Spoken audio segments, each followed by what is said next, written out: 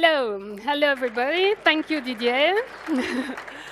I would like to thank all the ITI team for the kind invitation. Thank you to you, Didier, to both and all of you, Ali. So I'm very glad to be here today to talk about this famous lady that we call Zirconia.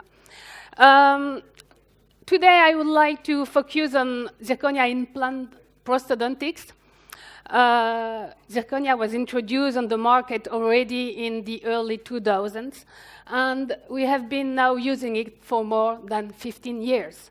So it's not a new material anymore.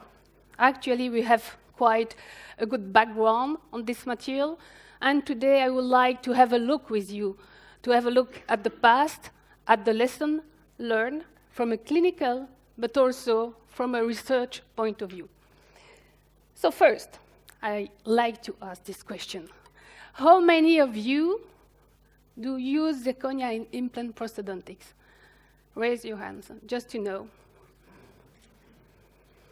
So the proportion is increasing with the time, and I've been lecturing on Zirconia for a couple of years now, and it's striking to see how it is increasing.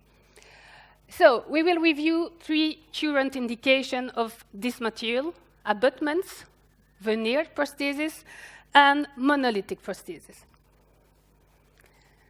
First question, abutments. Many advantages and little risk. I would like to answer yes, I do think so.